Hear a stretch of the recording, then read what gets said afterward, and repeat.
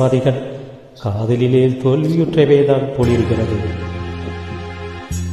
படிக்காத பிரம்மனே பாவம் ஆண்களே பரிதாபம் நாங்களே.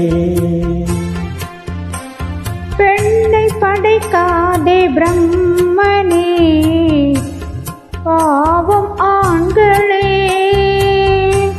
பரிதாபம் நாங்களே.